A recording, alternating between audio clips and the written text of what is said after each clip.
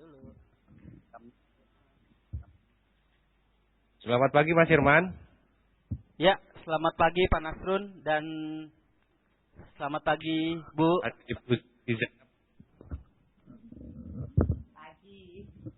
Pagi Bu Jenab. Pagi. Selamat pagi semuanya. Apa kabar? Ya, Ibu Jenab dan Pak Nasrun. Waktu sudah jam 10:05. Di sini semua juga hampir 100% hadir Pak dan Ibu. Jadi kita dari Puskesmas Sentani, Depapre dan Dosai. Salam kenal dengan Ibu Jenab. Hari ini kita mau membahas kebijakan pembangunan kesehatan dan reformasi sistem kesehatan. Oke, waktu dan tempat kami persilakan Pak Nasrun untuk membuka. Silakan. Oke, terima kasih teman-teman. Selamat pagi, selamat siang di Sentani. Oke, kembali lagi kita ketemu untuk bicara modul 2 soal kebijakan kesehatan dan reformasi di bidang kesehatan. Di sini sudah ada Ibu Dr. Zainab yang akan menjadi narasumber kita.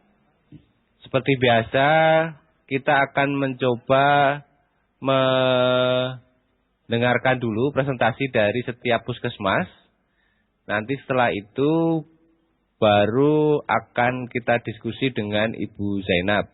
Ibu Zainab akan coba memberikan feedback terhadap beberapa hal yang ada di diskusi itu. Terus yang kedua nanti kita akan tanya jawab. Kita akan selesai pukul 12 waktu sana karena ada Jumatan di sana dan waktu 10 WIB. Oke, itu saja Mas Irman pengantarnya. Silakan dimulai untuk presentasinya. Baik, makasih Pak Nasrun. Kita mulai saja. Selamat datang teman-teman Puskesmas Kabupaten Jayapura. Kita mulai acara dan kami persilakan salah satu dari perwakilan Puskesmas untuk mempresentasikan hasil diskusi offline. Yang pertama dimulai dari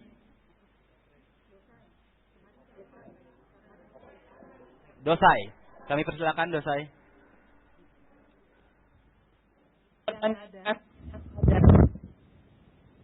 Pertanyaan Ibu. Ya, kita mulai dengan pertanyaan yang pertama. Pertanyaan pertama, bagaimana proses reformasi yang terjadi? Jawaban kami, reformasi kesehatan terutama dalam tata kelola administrasi dana kesehatan yang sudah dipertimbangkan dalam menangani sendiri semua program-program yang ada. Termasuk di dalamnya perencanaan keuangan puskesmas dan hal ini juga menyebabkan terjadinya tumpang tindih pekerjaan sehingga pelayanan maupun program tidak berjalan maksimal.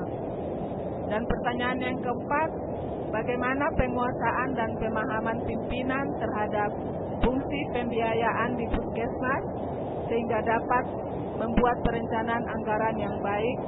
Jawaban kami, sebagai pimpinan puskesmas, pemahaman tentang perencanaan pembiayaan harus lebih ditingkatkan lagi supaya kedepannya dalam menyusun rencana anggaran akan lebih baik.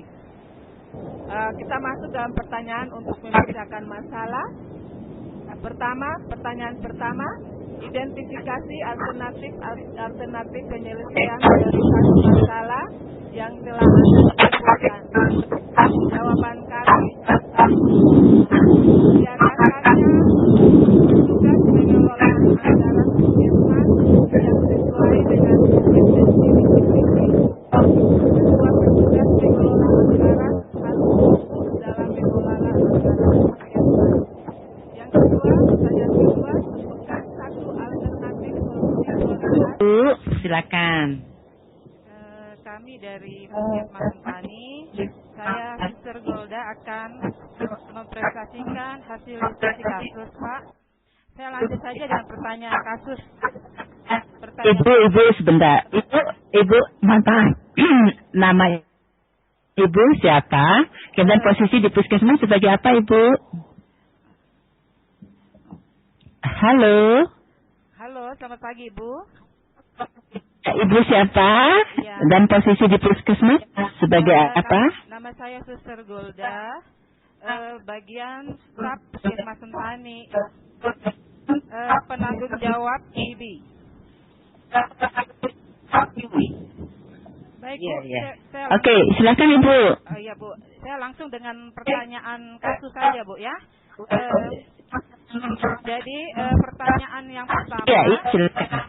Bagaimana proses reformasi yang terjadi?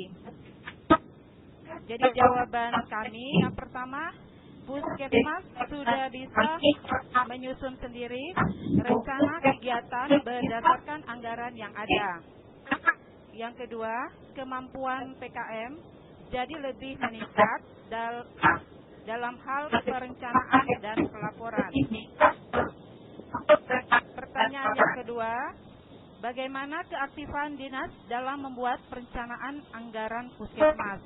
Jawaban kami, yang pertama, dinas membuat pertemuan rutin untuk membahas pokok-pokok penggunaan anggaran. Yang kedua, adanya supervisi yang mengawasi pemakaian penggunaan dana BOK. Yang ketiga, anggaran akan diberikan apabila perencanaan anggaran sudah dibuat dan laporan pertanggungjawabannya sudah diselesaikan. Ya. Pagi. Jadi gini. Ya, halo Ibu. Halo. Ya. Ya. Ya, oke. Apakah Puskesmas di Kota di Kabupaten Jayapura sudah BLUD? Badan Layanan Umum Daerah sudah BLUD belum? Belum. Ya. Belum. Kayaknya belum. Belum ya. Jadi begini, kalau sudah BLUD, Badan Layanan Umum Daerah, itu berarti ada hak untuk mengontrak tenaga. Ya, ada hak untuk mengontrak tenaga dengan menggunakan dana BLUD. Nah, tapi kalau belum, nanti dibahas dengan dinas. Apakah memungkinkan? Karena namanya Papua itu kan daerah khusus, otonomi khusus. Jadi bisa saja berlaku hal-hal yang khusus yang mungkin di provinsi lain tidak bisa, tetapi di Papua bisa. Jadi kalau udah BLUD pasti bisa, tapi karena belum BLUD harus dikonsultasikan ke dinas. Sehingga nanti dinas yang akan mengatur supaya tidak akan bertabrakan dengan masalah lain. Nah, tapi yang jelas, kalau ini juga ada di situ, kadang-kadang Pemda Kabupaten Jayapura kan juga bisa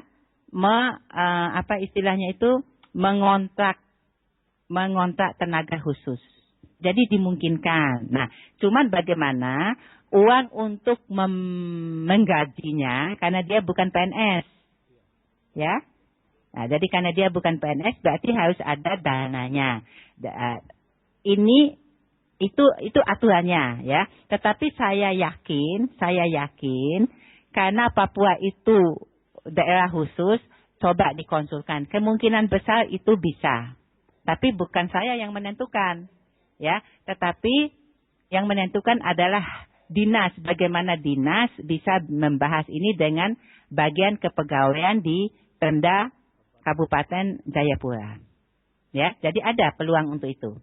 Nah, nanti mungkin ya sebenarnya gajinya juga mungkin nggak tinggi-tinggi, tapi jangan sampai melanggar aturan. Begitu? Sudah paham? Iya, paham. Ya? Sudah paham, Bu. Sudah. Omonganku sudah nggak ya tadi? Halo? Ya, sudah paham, Bu. Penjelasan. Iya, paham. Jadi bisa dicoba. Nah, ini pun masuk dalam kemampuan perencanaan. Ya, saya kembali lagi. Perencanaan bidang SDM. Tadi meminta tenaga sebagai PNS. Kedua, melatih tenaga yang ada. Ketiga, meminta sebelum ada PNS, itu meminta tenaga kontrak kerja.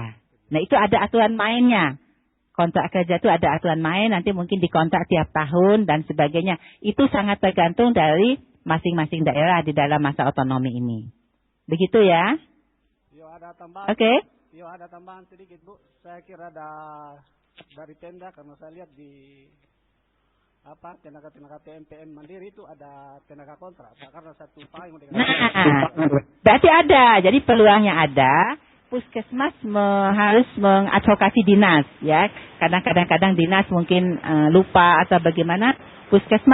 Kepala puskesmas harus memiliki kemampuan advokasi ke dinas. Saya membutuhkan tenaga ini, ya. Karena kalau semua ditimpakan ke tenaga kami yang ada, pekerjaan akan menjadi berat. Pelayanan kesehatan akan terhambat. Kan tugas utamanya memberi pelayanan yang baik buat masyarakat. Nanti jangan sampai nanti pelayanannya terhambat hanya karena sibuk mengurusi administrasi dan keuangan. Ya, begitu ya. Ajukan ke dinas. Dan kepala puskesmas harus punya kemampuan advokasi. Meyakinkan kepala dinas bahwa ini betul butuh. Kemudian kepala dinas pun harus meyakinkan Pemda untuk bisa mengangkat tenaga ini. Oke? Ya, mungkin demikian saja dari saya. Yang penting puskesmas harus memiliki kemampuan perencanaan, penganggaran, ya, kemudian juga manajemen SDM yang baik. Oke, mungkin dari saya sekian. Sampai jumpa di lain kesempatan. Selamat pagi. Assalamualaikum warahmatullahi wabarakatuh. Materi yang kami dapat hari ini seperti itu, Pak Nasrun? Bisa diulang? Ya. Saya sedikit menyimpulkan dari beberapa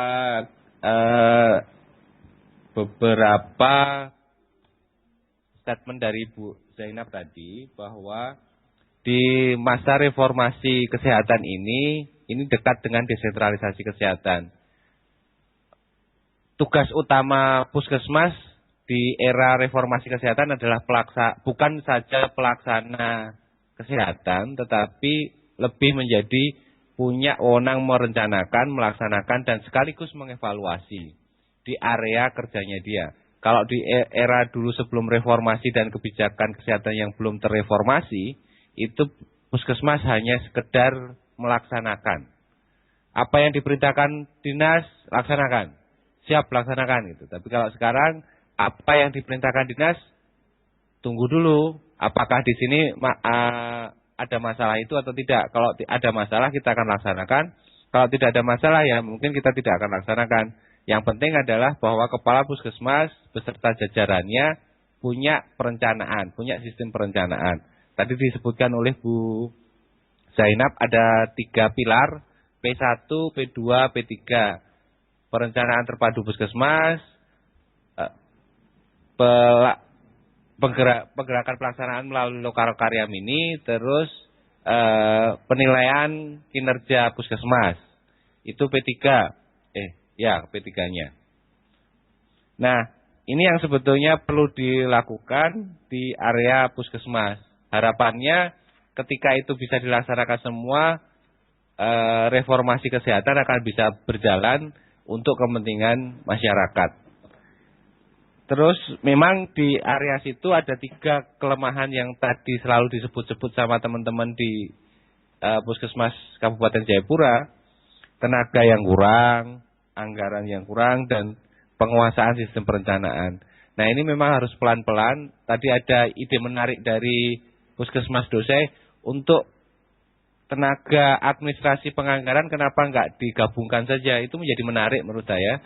Kalau memang itu bisa dilakukan. Jadi kontrak 1 orang dipakai untuk 3 puskesmas ini. Untuk mengelola, toh enggak terlalu besar sebetulnya. Dan kita bisa, setiap puskesmas menyumbang, mengkontribusi berapa rupiah untuk penggajian. Itu menjadi menarik sebetulnya. Hal-hal seperti itu bisa menjadi terobosan dan di reformasi kesehatan itu dimungkinkan. Itu saja, Pak Irman. Kalau memang nanti ada diskusi tambahan setelah Jumatan mungkin bisa kita. Halo Pak Nasrun, ada satu lagi yang kira-kira mengganjal bagi kami di sini untuk masalah pegawai kontrak itu untuk 1 orang 3 puskesmas itu aturannya memang tidak bisa, Pak. Ya, harus satu-satu ya. Ya, untuk mengelola itu 1 puskesmas 1 orang, jadi tidak bisa dikolaborasi seperti itu, Pak. Jadi perencanaan program dan pembiayaan sangat memerlukan persiapan yang baik Salah satunya ada penetapan sumber daya yang sesuai dengan kompetensinya itu. Tadi saran Pak Nasrun dan Ibu Jenab meng-hire 1 orang untuk 3 puskesmas. Sementara aturan main di sini 1 puskesmas itu harus 1 orang. Iya, karena kalau ada, memang tidak memungkinkan ya. Anggaran setiap puskesmas itu berbeda-beda, Pak. Dan pelayanan pun berbeda-beda. Dari luas wilayah dan semacamnya, seperti itu Pak Nasrun dan Ibu Jenab. Ya. Artinya kalau memang itu tidak memungkinkan ya mengikuti aturan, dan yang paling penting adalah perencanaan, karena paling tidak staf seperti itu bisa di-hire sebetulnya, dikontrak lepas sebetulnya. Ya, intinya ialah dari kepala puskesmas sendiri harus ada keahlian dalam advokasi ke dinas mungkin. Makanya diperlukan pelatihan-pelatihan khusus advokasi bagi kepala-kepala puskesmas untuk berperan aktif mendorong dinas dalam hal pelayanan di puskesmas masing-masing. Seperti itu Pak Nasrun. Ya, mungkin itu menjadi salah satu yang perlu didorong sebetulnya di tingkat puskesmas sebetulnya. Baik, Pak Nasrun. Oke. Pak Nasrun dan Ibu Jenab, terima kasih atas pemaparan materi hari ini, kasus hari ini. Salam dari Kabupaten Jayapura, dari Puskesmas Dosai, Sentani, dan Depapre. Sampai bertemu lagi di kesempatan yang berbeda. Terima kasih Ibu Jenab, terima kasih Pak Nasrun. Sama-sama. Tepuk tangan buat kita semua.